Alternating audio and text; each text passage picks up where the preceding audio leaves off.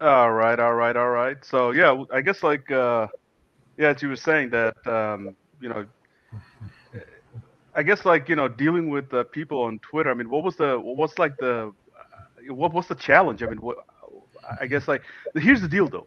You get popular, right? So in a sense, you have an asset that's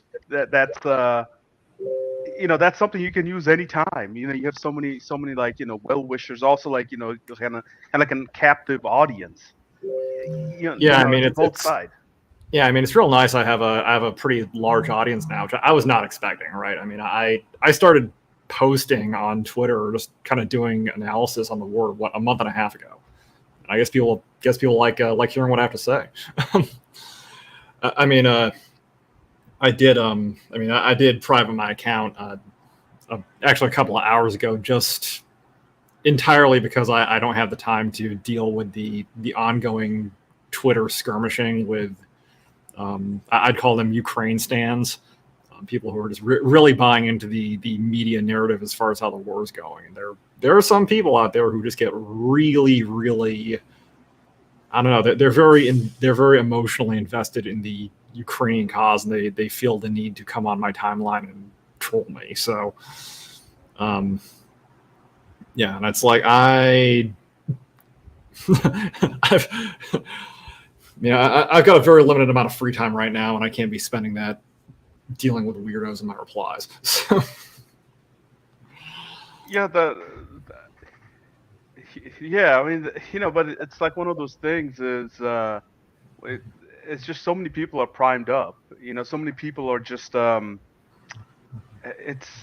it's propaganda works in ways where like well, it's like they're trained. yeah, well, it's like I mean, George Orwell wrote about this in 1984. The party's faithful have to go from, they always have to be stoked up, right? They can't ever be allowed to like emotionally settle.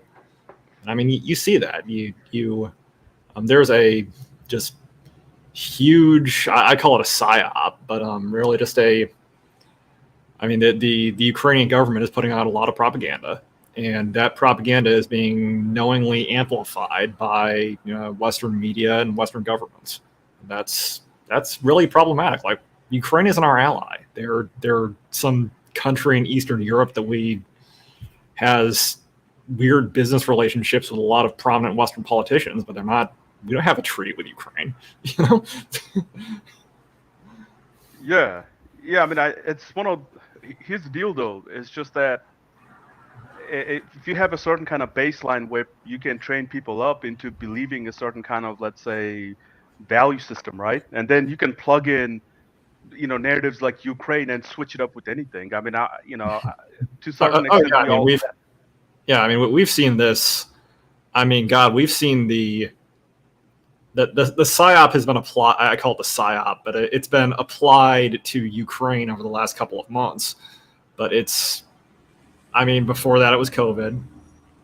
Before that it was some other stuff we can't talk about on YouTube because I don't want to get your channel banned.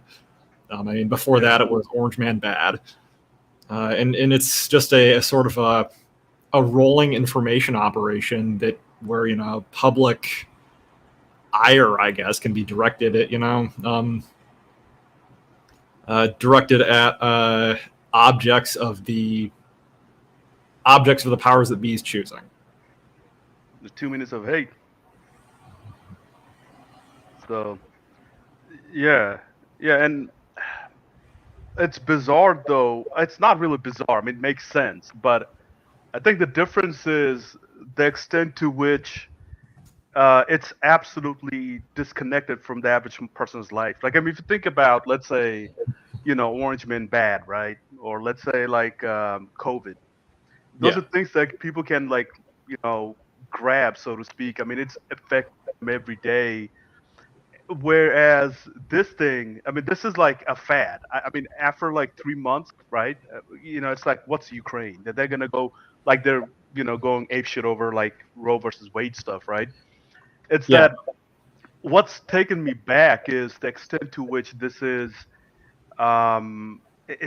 it's they have no idea. The average person has no idea how to relate what he knows and what his experience is to what he's seeing, but yet everyone is saying that. Now it's understandable when you think about like the female crowd, right? There's obviously female angle, huge angle with the wine moms and the wine on types, the dog mom types, right? Yeah, yeah. Always feeling like they're like mentally, psychologically, or morally, like like always aggressive. But what's amazing is the different kind of psychology you have with people. So like if you think of like the boomer con types, right? You think like the normie right types. Um, it's that whole like swath of people all lining up and just buying into things just because the TV man said so.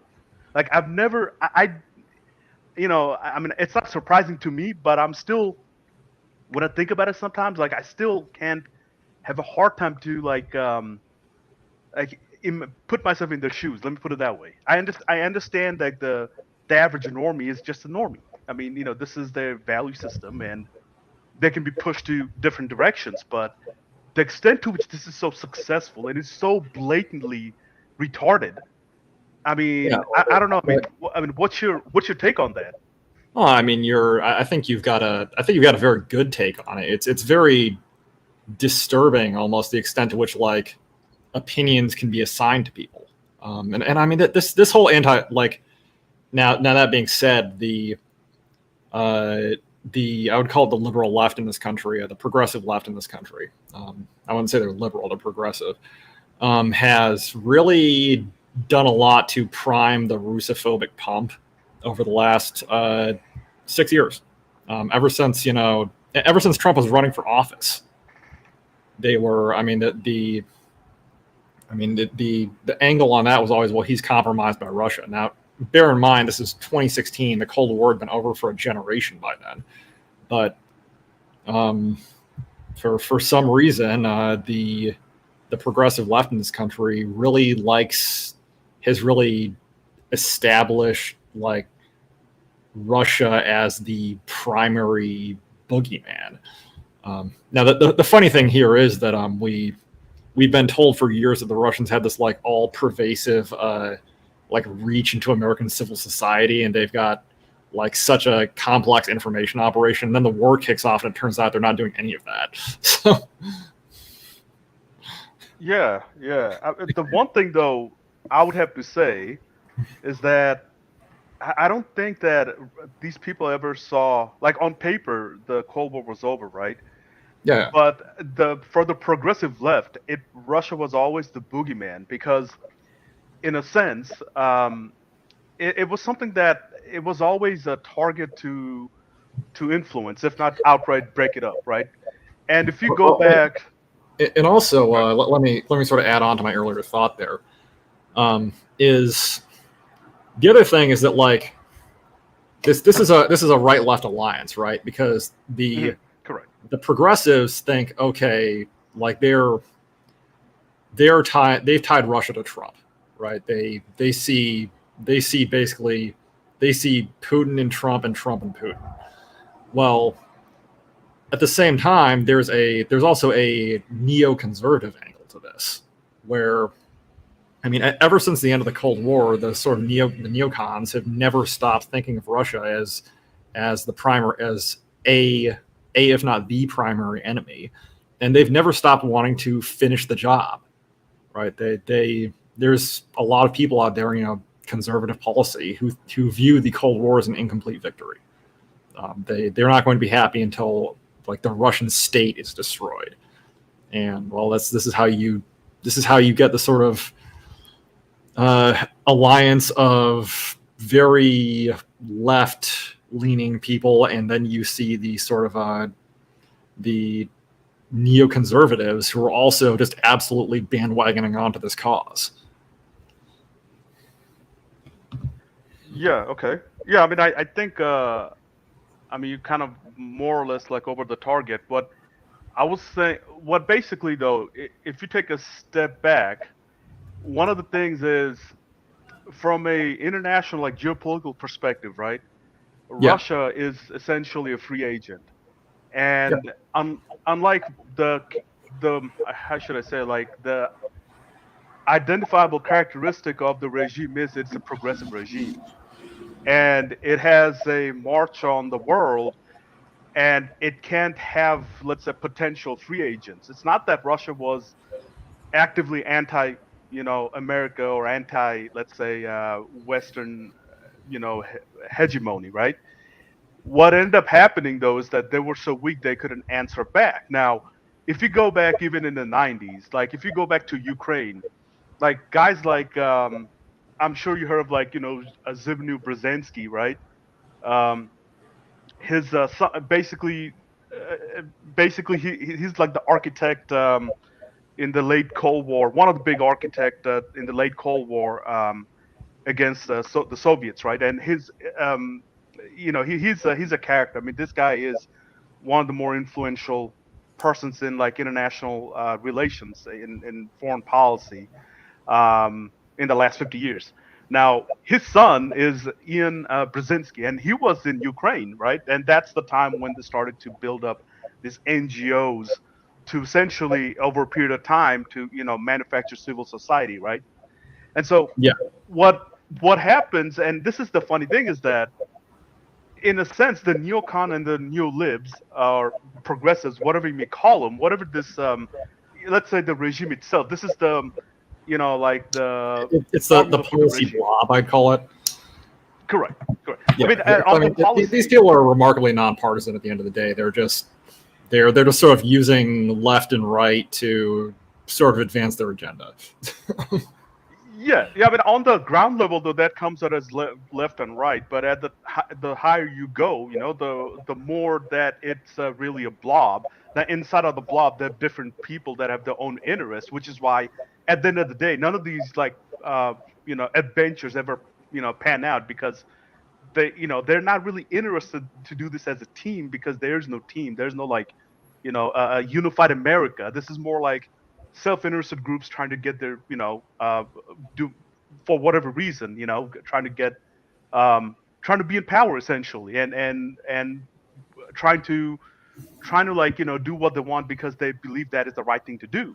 What's really interesting is, this is the, kind of, um, tying it back to what you're dealing with. It's like, what's more interesting is to the extent that people can get primed up, and again, like, it has nothing to do with them. It's that's the thing. That is the crazy thing. And obviously, the thing is, on the plus side, though, most people, they're just gonna, not remember this in like 10 days, or like, 10 months, right? That's the thing, is maybe it's a good sign, but Yeah. it's crazy for now. I mean, think of, like, all these, the bad thing out of it is, if you think about, like, the Buka, massacre, or whatever, all this BS that never happened, right? To the extent that now they get memory hold. It's bizarre, and not so bizarre at the same time. Yeah, I mean well, and I mean, I guess maybe that's a hopeful sign. Is in another 3 months, nobody's going to have some. We're not going to be seeing crazy Ukraine flag avatars running around on Twitter anymore. In fact, most of them are already gone. Yeah. Like you don't see barely as many of those as you used to. Most people have taken it down. But I mean, I there's think they'll still. use. Go ahead. No, go ahead, go ahead. I mean, there's still some people who are very much diehards about it, but it kind of is what it is. But at the same time, it's because you're sort of seeing what I think the psyops next target is going to be is probably we're looking at. There's a very good chance here in the U.S. Are you American or? Yeah, yeah. Okay. Yeah, 'cause I mean, Let's say POC. Gotcha. My folks are from Bangladesh. Okay. Well, I mean, because there's a good chance Roe v. Wade's going away in the next whenever the opinion gets published, and because did you hear about that leak? Oh yeah, I'm Yeah, kind yeah, of I'm kind of interested in this kind of shit. yeah. And so I mean, there's a good chance that's going away, and then we've got elections coming up in November, and that's going to be very, very pivotal. And so I wouldn't be surprised at all if something new kicks off here in America over the summer. And Ukraine sort of floats out of the news, and that's probably going to be pretty convenient for the narrative crafters, because I'm expecting. I mean, the Russians are already building a non-trivial amount of momentum in sort of in the on the battlefield right now, and I think the if the public's attention gets shifted away from Ukraine, that's going to avoid discrediting the psyop, right? Which has been saying, for months now, yeah, Ukraine's doing great, and they're not. So, Yeah, but I, like I also think that there's a risk there in the sense that what you could see is them trying, like doing something even worse. You know what I mean? Like because it's not on TV no more. So it's very much possible because that gives them the freedom, especially the foreign policy blob.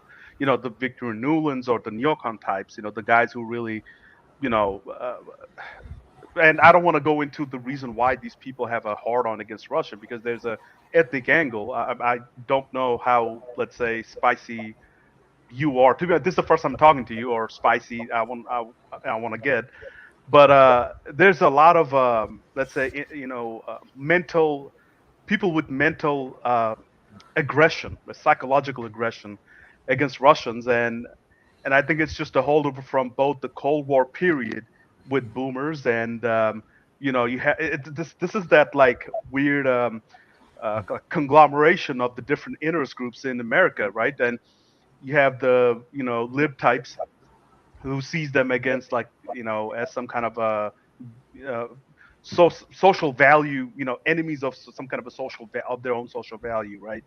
And along with different ethnic interests, I think that this in many ways gives them like a chance to basically do something really really shitty basically, and get away with that. And and so I'm not, just because it's out of the picture, I don't think it's really going to be, I don't necessarily think it's going to be good. Or and the other thing is that there will be diehards, right? Because the people, like, let's say like the guys who are commenting on your board and saying whatever, go fuck yourself and shit like that, right? Or making up like OSINT, and we'll get into that a little later, maybe in a bit. Um, yeah. and these guys will be around because they're essentially warriors. I mean, we are really talking about like a kind of informational war, and and that's the thing. I've never, I mean, obviously I've been following this thing the last like 15, 20 years since like high school, but this is the first time I really, like, let's say, got involved on like the happening, so to speak, online. Yeah, yeah, I Um, understand. yeah, and so I don't think that this is going away. I don't think that guys from Ukraine who, for some reason always you find them in like New York, right? I don't think they're gonna go back. These guys are a fixture of the blob. A lot of them will buy houses in like Virginia, right by the Pentagon or something. Yeah. And No, you're right. I mean, this the project isn't going away. I'd say the blob's anti-Russian project. I think it's going to suffer a pretty significant setback in Ukraine, and then they're going to sort of reset it. And I mean, this will just be a part of American foreign policy going forward for at least the next couple of years, at least for the rest of the Biden administration. I mean, if I mean, there's now that being said, I mean, there's plenty of opportunities where this relationship could get genuinely reset, but it would require an actual change in American policy. okay, I mean, to be honest with you, I mean that's never gonna happen because I mean I've never said never, but chance of that it's minuscule because I mean after this kind of a breakage in relation, this is worse than Cold War. So I mean, is it really gonna be mended? I don't. The thing Yeah, is, I mean, everyone's we're going to sitting. have to like make peace with Russia in a real way, like not do the usual sanctions. We're going to sanction you for generations, like we do with Iran. Like we're going to have to actually sit down with the Russians, and, like make peace with them after this. I yeah. I To be honest with you, Russia can basically get away with all these sanctions, and that's the thing is that it doesn't really affect them as much. And the structural reason why the neocon and new liberals are after them it doesn't really change. And that's the thing. The Bidens of the world themselves, it's like they made their choice. And what I see is for basically America to, to kind of like retreat from that part of the world. And you're seeing why they're kind of retrenching like in Europe, right? We all knew that Europe was America's bitch, but it's like blatantly so, and partially it's because they're trying to manage decline, and they're trying to kind of get the hold more permanent over Europe, right? And that's and I just don't see it, especially with the fact that Russia has a lot more options now, and it's hard to see them, because why would even America, right, make peace with them? Because what are you getting out of it? Uh, it it doesn't, because um, if you see Russia as an existential threat, to your hegemony, like your designs on the world, it, making friends with them, especially Russia, that just quote unquote beat you in a proxy war. America can keep on having proxy war forever, because we have two oceans. So, I have a hard time believing that. I mean, I hope, um, but chances are, whew, that's anyway. So I don't. What's your take on that? Oh well, I mean, I think you're right. I hope they're. I mean, the. I hope our leadership is wise enough to not build the Iron Curtain back up, only this time from the West. Because that's what we're doing, right? And actually, I disagree with one point that you made, which was that Europe is being sort of let around on a leash by the U.S. Because if you look at how the escalation, who is leading the escalation, who's Poland. Yeah, well, it's not just, well, it's Poland, it's the EU. It's like super progressive EU policy types, and who suddenly became like ultra Russian hawks literally overnight. Creepy, scary, but they've been dragging the Biden administration along behind them, and that's which I mean, I sort of call it the transnational elite. The sort of transnational elite, like these people all sort of agree with each other and work towards common purposes, and then there's sort of I mean, these people all sort of work towards a common goal, and they're all friends with each other.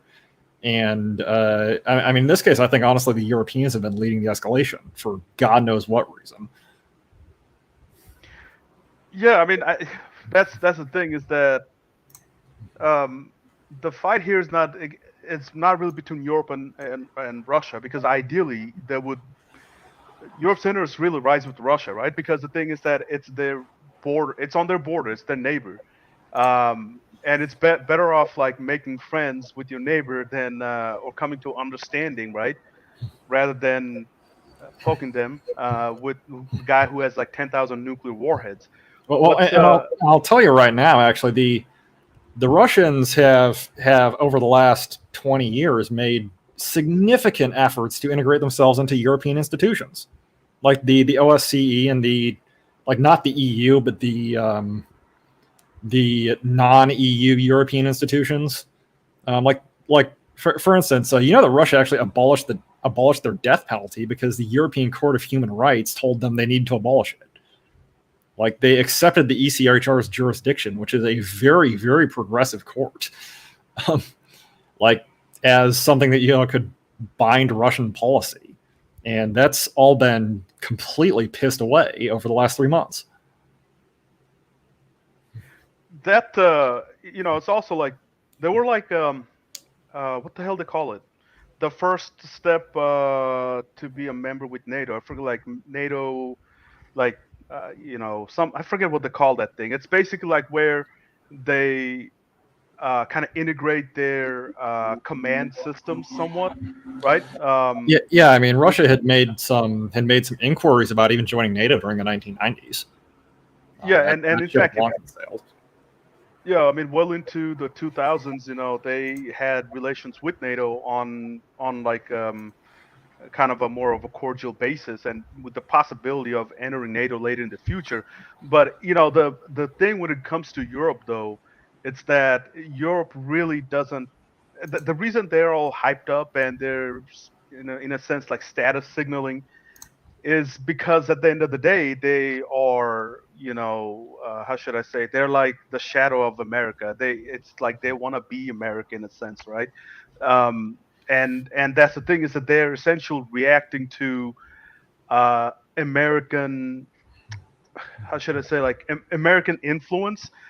For example, you think of like Poland, right? And it's understandable, like think of Poland, Europe, like we have to think in kind of separate like Europe between Poland and the east of Europe than what's traditionally Western Europe, right?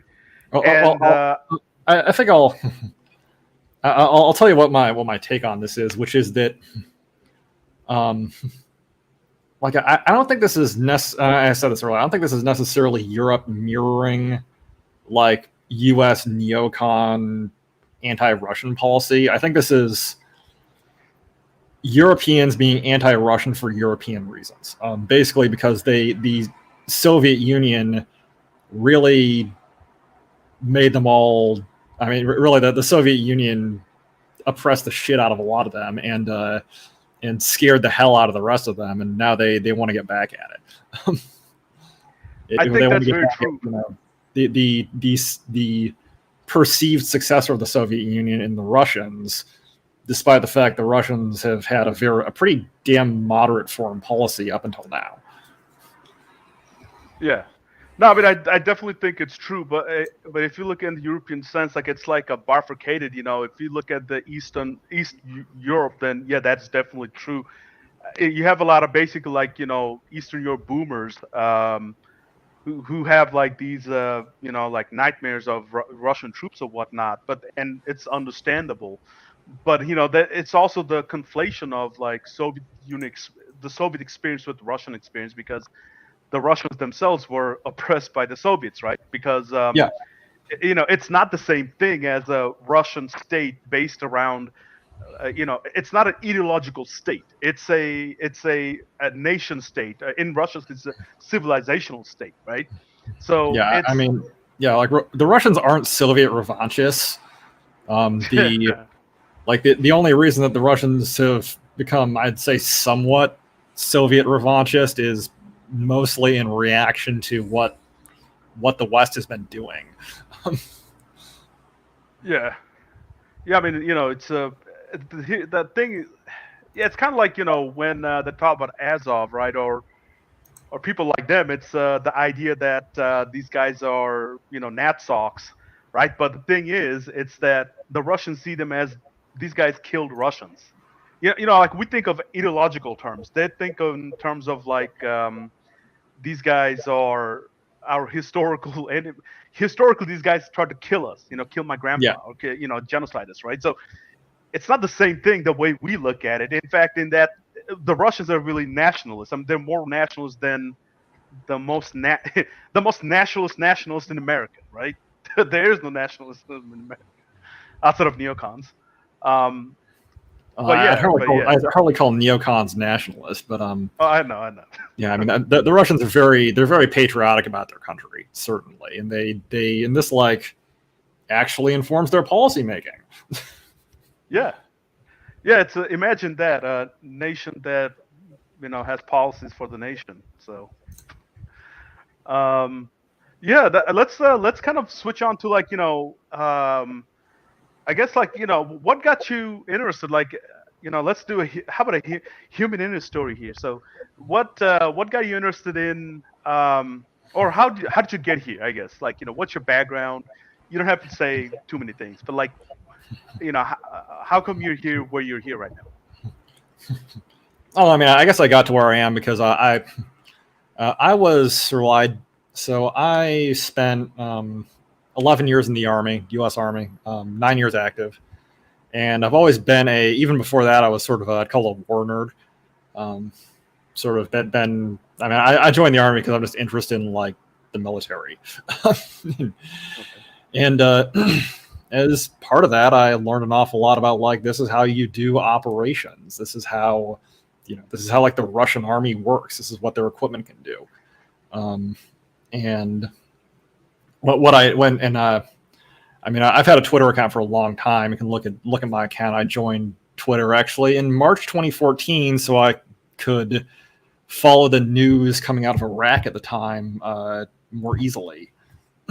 I've got some really old posts about like Iraq and stuff, but and I just noticed I noticed the narrative coming out of the Western media and coming out of the was very, very bad, and I've always just hated being lied to, hated being gaslit. So I started posting, and it turns out a lot of people sort of wanted to hear what I had to say. And I mean, I am in my previous life, I was a military professional, and I do know a few things. So I mean, I think I've been able to make some good predictions, and sort of give some valid insight into what's going on. In fact, one of my biggest accomplishments so far was I've been saying for the last couple of weeks. I've been saying for the last couple of weeks that right now the Russians are sort of there's some fighting going on in the Donbass, this region in eastern Ukraine, which the Russians are trying to stated they're trying to take over. There's been some fighting going on here, and the Russians have taken some strategic ground. And I've characterized this as, well, this is the Russians doing what we call in the military to be a shaping operation. Basically, they're doing some minor operations ahead of the major operation to make sure the major operation will be successful. Right, so they need to take some terrain, open up their supply lines, grind down the enemy to the point where they can attack successfully. Sort of chop the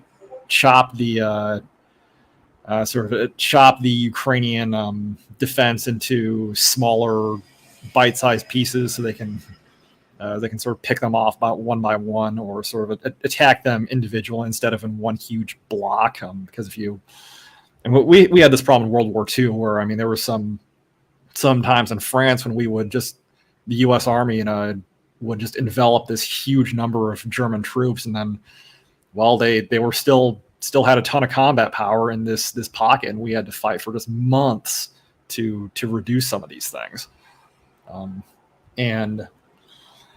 Just because there was this giant block of still very capable German troops that we'd managed to surround, but they sure as hell didn't feel like surrendering. So I characterized a lot of this stuff as, go ahead. The Phallus pocket. Let's just go ahead. Sorry. Yeah. The Phallus pocket, which we cut off this. The Phallus pocket. I think also the Colmar pocket. I need to sort of look up what the exact battles were, but there were. The U.S. Army in Europe in World War II had some genuine problems with, like, we did some great operational maneuver and cut off a bunch of German troops, but they still had the surrounded German troops had a ton of supplies, and they were still very combat capable, and we had to they just caused us all kinds of problems while we had to fight for a long time to just reduce this pocket. So I think the Russians they don't want to repeat that experience, because most of Ukraine's combat capable troops are in the Donbass, and they certainly have some amount of supply stockpiled there. They probably don't want them to all just bunch up in the one huge block that they would then have to really sort of reduce by force over a long period of time. So that would be so it's also, their initial position a month ago wasn't that great. Like, they had a bridgehead over one strategic river, the Seversky Donetsk, the Seversky Donets. But their bridgehead wasn't very secure. It was sort of under continuous fire. So they've been doing some operations to sort of widen that bridgehead and clear out some areas near there so they can sort of move troops into it freely, and they'll have better access into the further south into the pocket. And so I've been calling these things shaping operations for a couple of weeks now, right? To the point I've been getting shit about it, like a lot of shit about it, because the Ukrainian narrative is, well, the Russians have already kicked off their big offensive and it failed. That's what they're claiming. Well,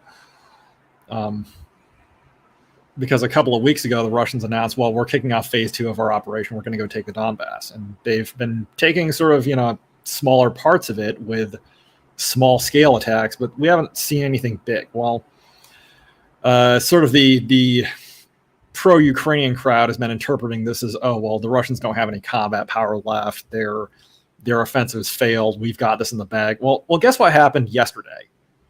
Was the Secretary General of NATO came out and said the Russians are doing limited attacks around the Donbass and they're shaping it, and their main offensive has not kicked off yet. And I've been saying this for weeks. So this completely aligns with what the NATO Secretary General said yesterday. I was just like, that just completely vindicates my entire approach. Okay. Yeah, I mean, kind of taking a step back. I mean, Yeah. we can kind of like hit them one by one. You kind of got on my radar because of your spat, or not spat, but you basically looking into Oryx, who is basically like it's a shady operation, and Yeah. and you kind of like basically went their claims by claims, and kind of like put a lot of holes in their claims, right? So I guess like what do you think? What do you think is like based on experience, right? Because I'm looking at this outside in, you're looking at it from inside out. In your experience, what has been the different take or the different process that the Russians and the Ukrainians? Obviously, I have my own ideas about it, but from your perspective, the Russians and the Ukrainians and the way that they are promoting or propagating, their message, their data, their narrative, right? Propaganda, whatever. So, because there's a huge difference, and obviously it gets amplified by what in the West we pick up, and in fact we tell the Ukrainians to promote XYZ, they do, but from your experience, from a more of a professional look at it, what is the difference? Like what, like, I mean, do you understand what I'm trying to say? Oh yeah, I think I can answer that. I think I can answer that. So the Russians have really been doing a very what looks to me like a very normal looking military public affairs process. Like if they're lying at all, they're lying by omission. Like they're not going to say, "Oh, well, we got our asses kicked over here," but really what they're mostly doing is they have daily press briefings saying, "Hey, this is what we hit." Occasionally they release maps, and then there's a lot of sort of Russian aligned. And then sort of information comes out from Russian aligned sources, which sort of lets you track how the battle is progressing. It's really kind of low key. The Russians are not putting a lot of value, or not putting a lot of emphasis onto the information war. I honestly don't think that they probably don't think it's very important. I would tend to agree with them because Twitter doesn't have any divisions. But I mean, that at the same time, it's very dry, and they do not give out a lot of information. The videos they release are often blurred, and they're often not very showing really impressive stuff. Whereas, I mean, if you look at what the Ukrainians are doing, I mean, they have the full public. I'd call it a full media campaign, right? It's just produced. It's not just a produced media campaign, but it's now. And actually, this is broken down a little bit over the last couple of months because, like, I mean, they had a very slick, media friendly operation from day one. Almost makes me think they were sort of preparing for this. They clearly had stuff like ready to go on day one. But and again, they're sort of what they put out from their own production shops, because they release every piece of footage they have, and they have they just wildly inflate the importance of every piece of footage they can find. But I mean, this also just gets picked up by then this all gets picked up and amplified unimaginably by Western media. So I mean, they like if Western media applied the same like critical standards to the Ukrainian campaign as they would to, I don't know, like the U.S. Army in Iraq. All right, we got bad press coverage all the time, even when stuff was going very well for us. Like the media was incredibly skeptical of anything coming out of the Department of Defense at the time. But I mean, if the and there were reporters constantly doing hit pieces on the U.S. Armed Forces.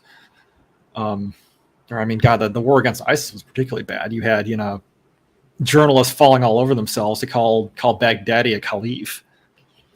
I mean, if the media was applying the same level of like critical thinking and critical analysis to what was coming out of the Ukrainian government, I mean, we would see a drastically different narrative in the West right now. I hope that answered your question. Okay. Yeah, I mean, I guess what I was trying to kind of get out of that is, oh, there's an echo. Kind of like from a professional perspective, like the different process that they're taking, right? And so it sounds like basically the Russians are using the normal procedure, the normal operating standards, whereas the Ukrainians have like a process made by PR firm in somewhere in America, somewhere in New York, right? So essentially, I'd say that's exactly accurate. The Russians are basically creating events on the ground, whereas the Ukrainians are being, that they've been given the freedom to like create events, so to speak, real or imagined. Yeah, I mean, I'd say that's exactly accurate. As the Russians are fighting the war on the ground. Now, don't get me wrong, the Ukrainians are also very much fighting the war on the ground, but they have an entirely separate war happening on Twitter. And this is, and it's, I mean, honestly, this isn't an information space the Russian government even really occupies, but it's a campaign the Ukrainian government is running against, targeted at Western public opinion with the complicity of Western media, is what I would call it. And that's sort of what yeah. Yeah. So it's an internal audience, basically. So it's more about the population, right, having a perception of a war rather than winning a war, which would imply that the goal of this whole thing is the Ukrainians never to win a war, is to just make a like a moral grand play, or that looks to be the case. Would that be something that you think, or like what's your take on it? What's the implication of the Ukrainian side or the NATO side playing this like perception game rather than the Russians playing their game on the ground? Well, I'll tell you what what one consequence of this was the sort of second battle was the Battle of Snake Island, which has been happening over the last week. Okay. Where so very early in the war, on like day one, there's a Ukrainian island off the coast called Snake Island, and there was a Ukrainian garrison on that island, and the Russians rolled up on day one and forced them to surrender. Basically, threatened to blow them up. So that this garrison surrendered. But first of all, the Ukrainians put out a just some bullshit story about how they'd all died to the last man, and they told the Russians to go after themselves. And then when it turned out they'd all surrendered, well, this sort of got shoved under the rug. But this whole island became a Ukraine-caused celeb for a long time. Well, tomorrow is Soviet Victory Day. Their victory over they're celebrating their victory over Nazi Germany, and in an attempt to embarrass the Russians ahead of a prominent anniversary, the Ukrainians decided we're going to go retake Snake Island, right? Because it's actually pretty close to the coast, so they can kind of get stuff over pretty easily. So for the last week, they have been throwing aircraft and drones and like patrol boats, sort of at this strategically unimportant hunk of rock in the middle of the Black Sea, and getting many of them destroyed. Like they had, and now they also like did airstrikes on the Russian garrison there. They inflicted some losses there, but they also apparently shot up some like Russian patrol boats in the area, which are like speedboat kind of things. They've had like fighter jets shot down. They've lost a lot of drones. They've lost at least one ship.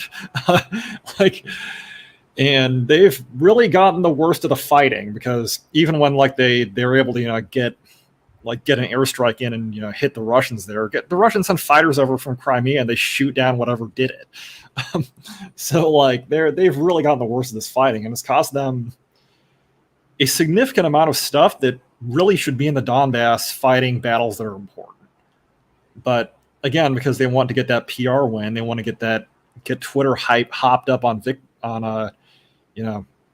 Twitter hopped up, get those those headlines in the British tabloids going on May 9th, Victory Day, saying Ukraine gave Putin a black eye on Victory Day, like that kind of stuff. Just humiliation for the Russians as Snake Island is retaken. Well, so they've been committing a significant amount of combat power to a completely goddamn pointless battle, and that's the war effort in a nutshell. Meanwhile, the Ukrainian army in the Donbass is just getting pounded to hell, without a lot of support. So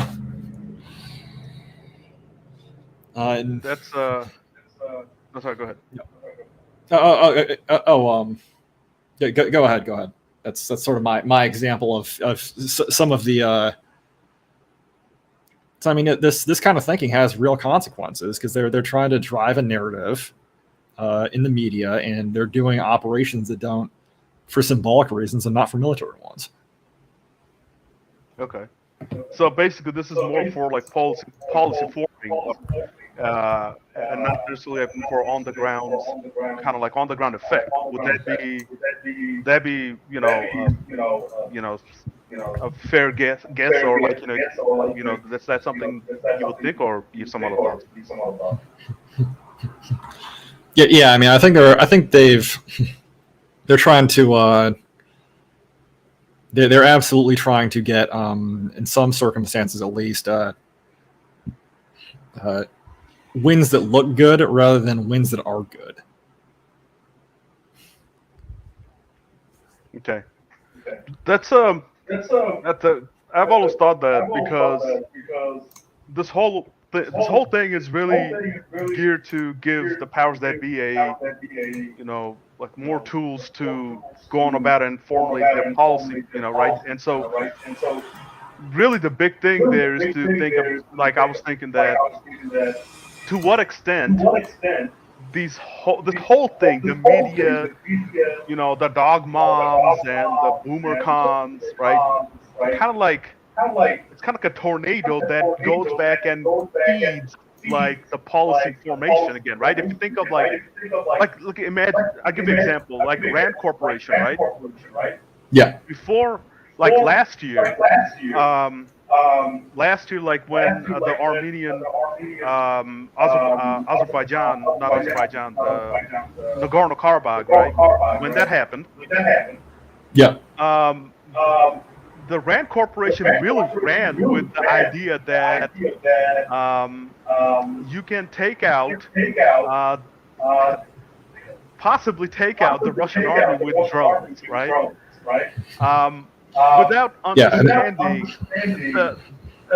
which actually is like they're structurally they're just like that. If you understand the way that American policy or the American system works, you understand that these people are just incompetent mostly. So And actually, that's a great example because the number one, the first thing that the policy guys in DC who were calling the shots decided to do for this, got to support Ukraine was, well, let's give them some anti-tank missiles, right? Which yeah, is this is a technical solution to a strategic problem. Like that's where we're at in this country. We think that giving countries anti-tank missiles is going to solve a strategic problem that we have with Russia. That's not realistic. And the battlefield results have proven that it's not helping. yeah. I mean, like what I was trying to drive at is that the people who are making the policies are not really guys who, like they're not the fucking Eisenhower, right? We talk about people like AOC. In other words, what I'm saying is that to a large extent, the people who are making the decisions, there might be smart people in there because you and me are not privy to like the inside deliberation from like Intel and shit like that. But there has to be to a large extent that these people are getting influenced by the very shit that they produce, like the media made tornado of bullshit, right? Because Yeah. my example with the rand is that if you like so the reason why the drones were successful in Azerbaijan were for reasons that would it works against like basically um, unprepared, Oh, ill-equipped, ill-trained, retarded, you know, I mean, militia. I wouldn't say the Armenian army was, uh, what was, completely ill.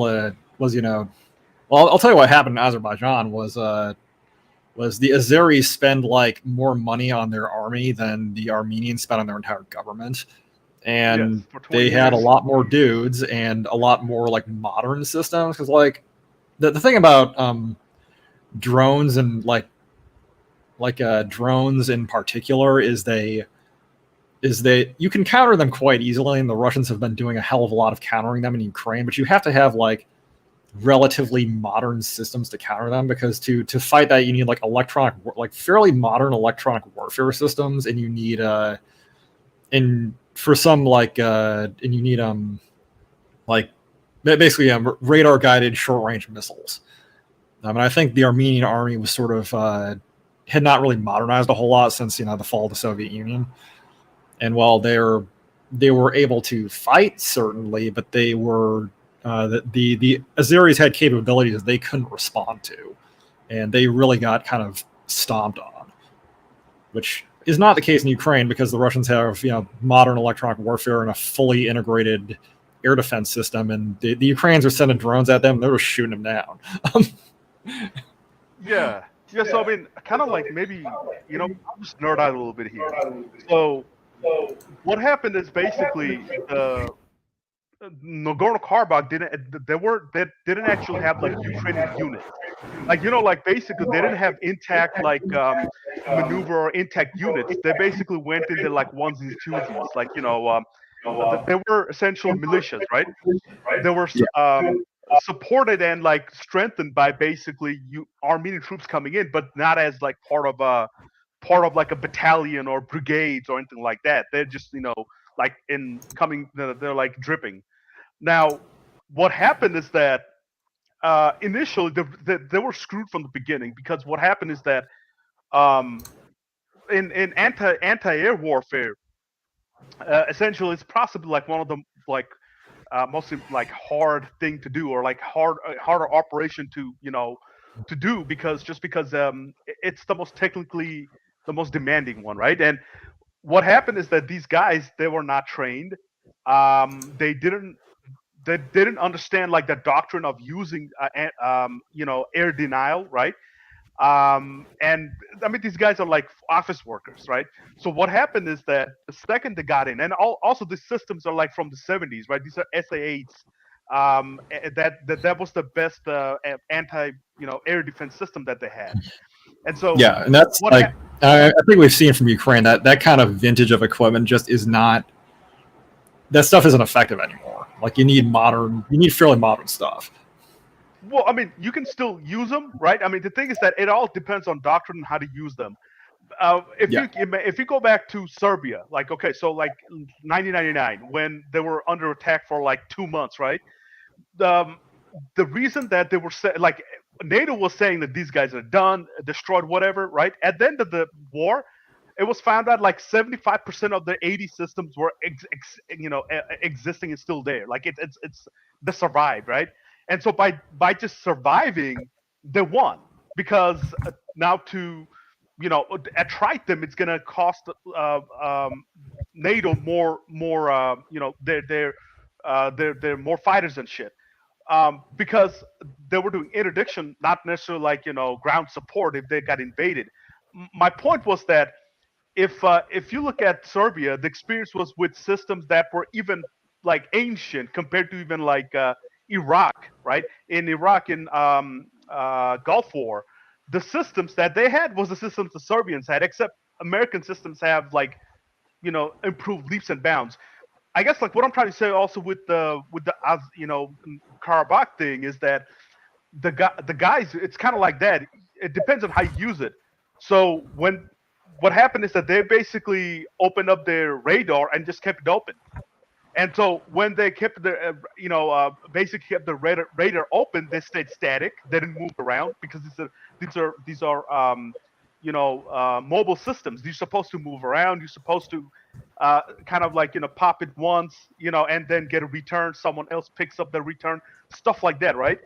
Then yeah, basically they stayed in place, opened up the radar, and just said, "Hey, just attack us with your anti-radar missiles." And so what happened is, in a matter of like half an afternoon, the whole 80 systems just went out. This just got destroyed. And so, kind of going back to Rand, the thing is that they would never understand something technical like that. And my point was that essentially these people literally, come to a large extent that they were pushing for action based off of these wrong things that were fed by other people, right? Many times it was the media themselves because they never went into like examining like what really happened rather than hey, this is on the news. They lost. Drone is huge. Drone is the next big thing, right?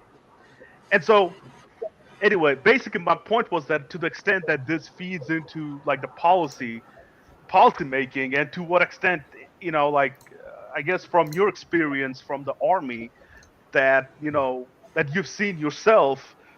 I mean, are you aware of, let's say, policy making? I mean, have you been around, given the fact that you've been there for in the army for a long time? Oh, what process they take?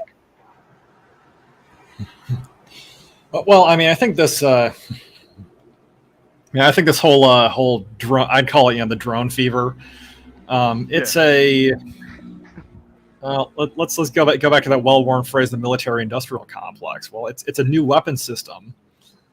It's a pretty good weapon system, honestly, although it certainly has significant weaknesses. But it's a new weapon system, and while you can sell a whole lot of those, and and also, I mean, in this country we have a long history of thinking we can design technical solutions to strategic problems. Well, the Soviet Union has nuclear missiles, so we'll set up SDI. That's a technical solution to the fact the Soviets have nukes, and we might have to I don't know, treat them like adults. Uh-huh. like, or I mean, similarly, modern policy of the Russians are going to steamroll Ukraine, so we'll just give them a bunch of shoulder-fired, anti-tank missiles, and that'll destroy their entire army. Not realizing, hey, there's ways to counteract this stuff, right? You make a move, and then the other guy gets to make a move back. And I think the real danger right now, is that the the transnational policy blob has gone so far in on Ukraine and has just bet so much of their and has invested so much as far as money and even military equipment. I mean, NATO is running out of stuff to send. Like, I mean, God, here in the U.S., we've sent something like a third of our javelins to Ukraine. Like a third of our main anti-tank missile is in Ukraine right now and has already been lost, basically. Which is and I've apparently the reporting is Raytheon is having trouble spooling production back up because they're really not prepared for wartime conditions. And it's like the assumption here, and among the policymakers' assumption here is, well, we're just going to beat the Russians, right? We're just going to give Ukraine a blank check and beat the Russians with it, and we'll, our way out of this is to win. And in some circumstances, in many circumstances, winning the war, that's a great exit strategy, right? We're just going to win. But when your strategy to win the war is just to funnel weapons and money into a country that is fighting Russia, and this country isn't like China or Japan, it's Ukraine, which is, I mean, Ukraine's a decent sized country, but they don't have the ability to defeat the Russians, even with a blank check of support. And I mean, the Russians have sort of been proving this over the last several months. And where was I going with this? So it's, and at a certain point, the policy blob is going to have to climb down off the ledge they've gotten themselves onto. And they're really not thinking in terms of the second and third order effects of like, okay, we just enraged the Russians. They're going to win the war in Ukraine anyways, right? Like they haven't even begun to mobilize reserve troops. Like they haven't done that at all. And the Ukrainians are on like the Ukrainians are like drafting 60-year-olds, and the Russians are still using their peacetime army. And what we're thinking that like it's going to be one more push and the Russians will collapse. That's not going to happen. And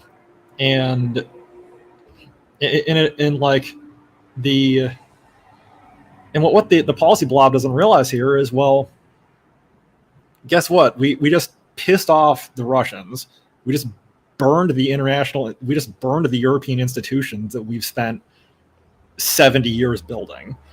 We've just burned the entire concept of the rules-based international order that was like a foundation of American diplomacy since the end of the Cold War, because our entire actions in this are because I mean our actions here have been very hypocritical, and you think that do you think that in any future war going forward that the Russians are not going to give the same kind of blank check to our enemies, our third party enemies that we've given to Ukraine? No, I mean, the problem with that is also the inner working of Russia. I mean, the thing is that with Putin or someone like that, he's a lot more calculative. Like he's very, how should I say, rational. So it's quite possible that he won't, but I think the risk is that it depends on who's advising him, and if they really put pressure on him, right? Or if he gets, changed out with someone else. I mean, that's definitely possible. In actuality, I mean, the thing is that it's really bizarre that anyone would believe in that, like rules-based system thing, right? It's just it's a PR, slogan. Uh, but at the end of the day, they try to play by the rules, and yeah, I don't think in the future. I mean, this is this is a lesson for a lot of people, right? This emboldens a lot of basically uh, basically NATO, whatever you may call it, this international blob, Western powers, whatever. And yeah, I mean, I think that I think this is feasible. Like whenever they have operations overseas, you can see that in Libya, or obviously with Syria, right, where they are coming in now and kind of strengthening the anti-American forces. I think that yeah, that's definitely something to be seen over, like let's say, in the old world, yeah, right?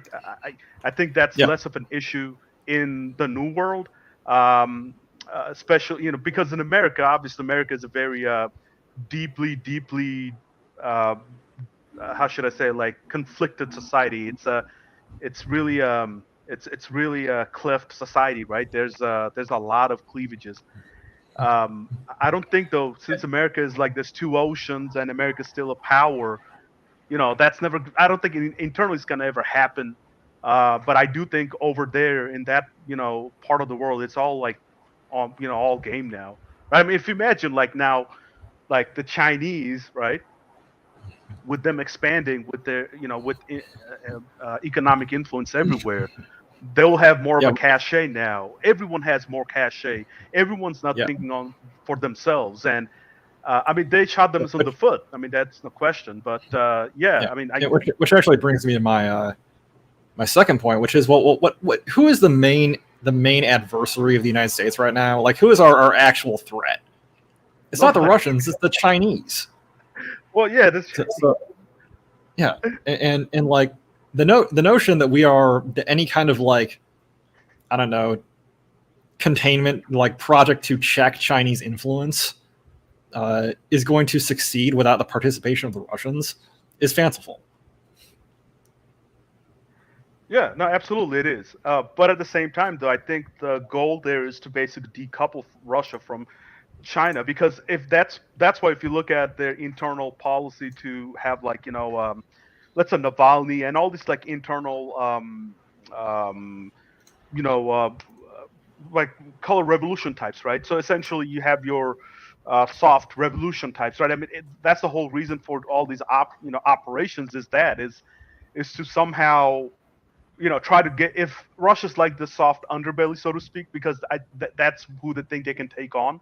Because to be honest with you, if they go toe to toe, they will. Russia's just conventionally weaker than all of NATO, right? I mean, NATO Yeah. minus America, Russia wins. NATO plus America, Russia loses. But the point being though is that I think that's why, because that's their play. If they can take Russia, kind of make it a non-entity, right? You are taking away the strategic rare from China, and so if you take out the strategic rare, essentially they can be. Then their lifeline is the seas, and the seas are America's game, right? So the that's that's basically what's one of the bigger reasons. Besides, like, there's a lot of reasons I think that they're after Russia. None of them, in my opinion, if let's say someone like back in the old days or whatever, people like who knew what they were doing, like who they were in charge of the foreign policy of the State Department, like I don't know, like George Kennan, or even what's his name, Kissinger.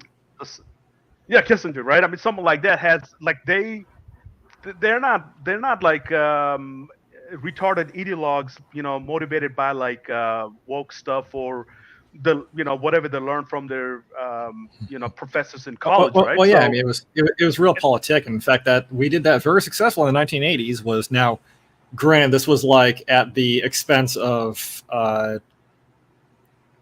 any moral authority we ever claimed to have. But we had a rapprochement with the Chinese in the 1970s, 1980s. yeah, Yeah, Red China, Mao Zedong. Yeah, Nixon goes to China, that kind of stuff, which was a yeah, yeah. terrible I mean, move in foreign policy, but it sure well, I as mean, hell worked as far as breaking up the communist power block.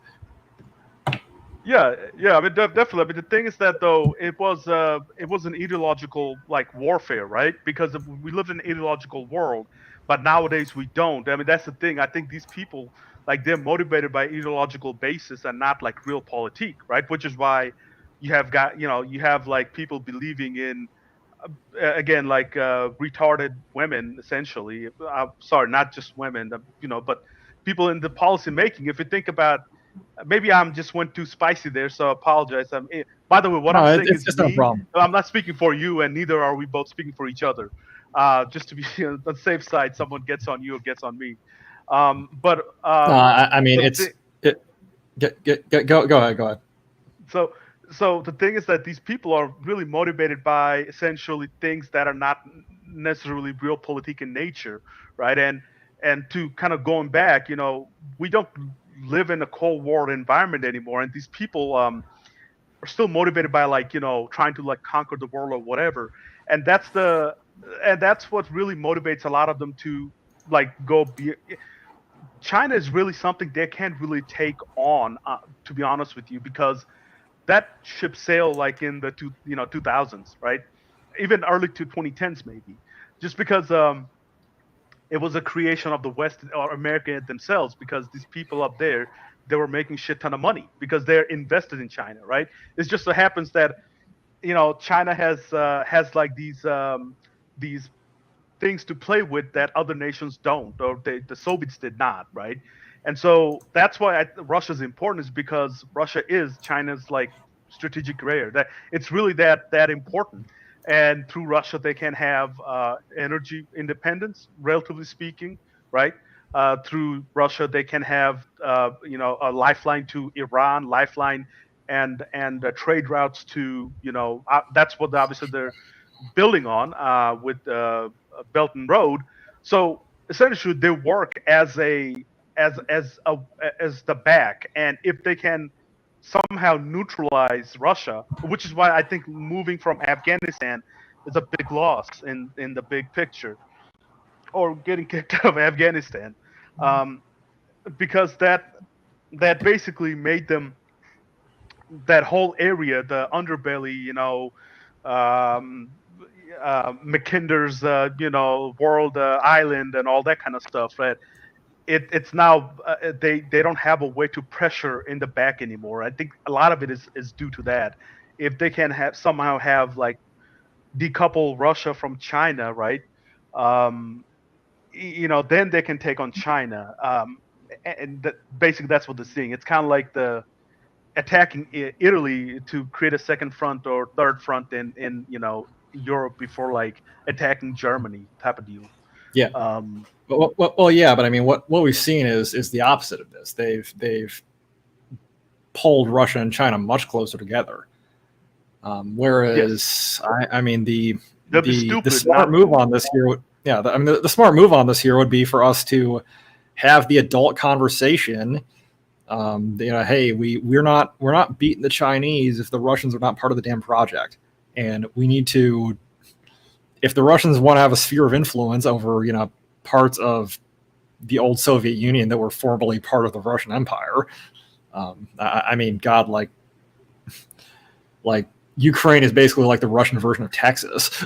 Yeah, Then we need to have that adult conversation about hey, this is where we actually draw the line on NATO expansion, and we need to actually reorient our foreign policy towards what do we how do we actually counter China in real terms, not just posturing. But and that's the real the great missed opportunity here, and the great failure here is that we've managed to get ourselves. I mean, the Chinese are just yucking it up right now. But anyways, I think we're a little bit over an hour. You want to call it here? cool. Yeah, that's this has been awesome, and honestly, I mean, I hope you enjoyed it. No, it's been great I talking to you. really, I appreciate you having me on. Been a great time, and I hope this story helps get your channel launched. Are you going to be doing more shows in the future, or what do you usually do? yeah. So basically, since it's kind of topical for the war, I'm just gonna make instead of like talking to people on Twitter, I'm just gonna make like kind of like a overall, what I think, essentially like on the different kind of topics that's like ongoing. So it'll be just videos. I'll be making like short videos, and possibly like, yeah, start doing like not possibly. I'll be doing like more like interview type stuff. That's what I'm looking to do. More about the war. It's really things that I'm interested in. Kind of a historical perspective. Like right now, obviously it's war. I'm and then kind of branch out from there. But yeah, and yeah, I know that you're going to be kind of winding down your stuff. But is it would you be interested in showing up later, or whenever you're available, maybe on the weekends, or whenever you got some time?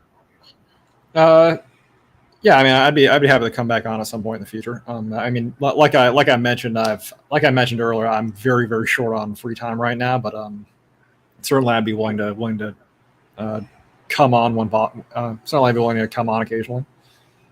Cool. Yeah, yeah. I mean, it was awesome talking to you. I mean, again, like, there's so many things I was gonna talk to you about. To be honest with you, we just like, it's like through the grapevines, we just get like one thing to the next. But there's like shit ton that we can talk about. So I really appreciate you coming on, and yeah, I'll give you, um, like my emails and all that kind of stuff. So yeah, keep in touch, and I'll let you know, and if you whatever availability you have, just let me know, and I really appreciate you come on, and if I can do anything to help you out, whatever. I mean, I don't know what that is.